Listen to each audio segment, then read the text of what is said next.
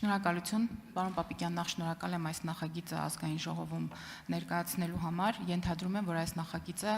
պետք է դիտարկել այս փոփոխությունը նախ մեր քաղաքական հանձնառությունների շրջանակներում եւ երկրորդ արդեն պրոֆեսիոնալ բանակի կազմավորման տրամաբանության մեջ։ Հիմնականում այս նախագծի շուրջ քննադատությունները երբնչում են ընդդիմության կողմից, հետեւյալն է, որ մարդկային ռեսուրսի առումով թերևս կրճատելով ժամանակը մենք կունենանք խնդիր սահմանին կանգնելու տեսանկյունից, բայց մենք գիտենք զուգահեռաբար, որ նաև 2 տարում եւ բանակում նախկինում չիրականացված ռեֆորմների առումով բավականին մեծ է նաև արտագաղթի տեմպերը։ Հասկանալի է, որ շատ կոնկրետ թվեր չեք կարող հնչեցնել, բայց ունեք որոշակի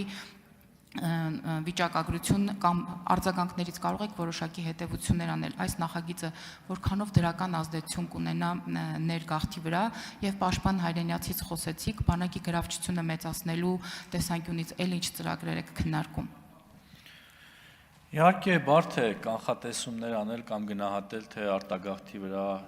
իրական ինչ ազդեցություն կունենա, բայց փաստ է, որ այն մեծ հոգեբանական ազդեցություն կունենա եւ պատանիների վրա եւ նրանց ծնողների վրա եւ կարծում եմ նաեւ մարդկանց ներկա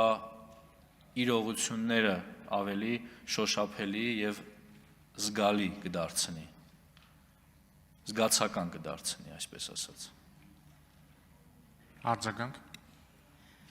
Շնորհակալ եմ, պարոն Պապիկյան, այնուամենայնիվ նախագծի շուրջ դրական ֆոնը շատ ավելի մեծ է, քան որոշ դեպքերում ուղղակի քննադատություններ առանց լուրջ հիմնավորման եւ երկու առաջարկ ունեմ, պարոն Պապիկյան, նաեւ վարչապետը օրեր առաջ ազգային ժողովում ասաց, որ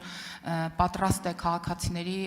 խմբեր ընդունել, ովքեր կարող են գնալ եւ տեսնել, թե մենք սահմանային գոտում ինչ մեծ աշխատանքներ ենք իրականացրել, մենք ազգային ժողովում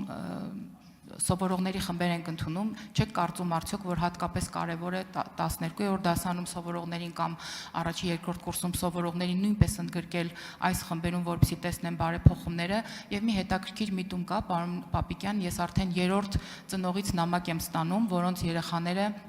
մասնագիտական բժշկական փորձաքննությունից հետո անցել են պարտադիր զինվորական ծառայության որոշակի սահմանափակումներով եւ հիմա ծնողները դիմում են, որպեսզի եւս մեկ անգամ իրենց երեխաները անցնեն բժշկական բուժզնում, որպեսզի սահմանափակումը դուրս գա եւ իրենք ամբողջ թափով, այսպես ասած, ծառայինի չեք կարծում սա ինչից կլինի։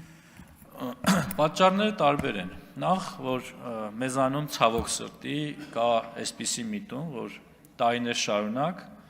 երբ սկսում է պատանիների առողջական փորձաքննությունների փուլը, տարբեր տարիների ծնողները քայլեր են ձեռնարկել անգամ փոքր խնդիրները ավելի մեծ փաստաթղթերում արտացոլելու համար, ինչը հնարավորություն կտար իրենց զավակներին հեշտացված կարգով ծառայություն անցնելու, ոմանց գուցե հետագայում չծառայելու։ Բայց քանի որ Պաշտպան հայրենիաց ծրագիրը ենթադրում է, որ զինվորական ծառայության պայմանագրային կարող են անցնել քաղաքացիներ, ովքեր ֆիզիկապես առողջ են, նրանք բախվում են այս խնդրին բնականաբար եւ հիշում են, որ իրենց հիվանդությունը այնքան էլ բարդ չէր եւ գուցե բուժելի է կամ արդեն բուժվել է։ Սա ցավալի իրողություն է, բայց քանի որ դրական հետևանքներ է թողնում, կարծում եմ սրան պետք է ժպիտով վերաբերել, բայց նաեւ կոչով, որ ծնողները եւ նաեւ բժշկական հանրությունը նման հարցերում լինի ավելի հետևողական, իսկ ծնողները զերծ մնան նման քայլերից։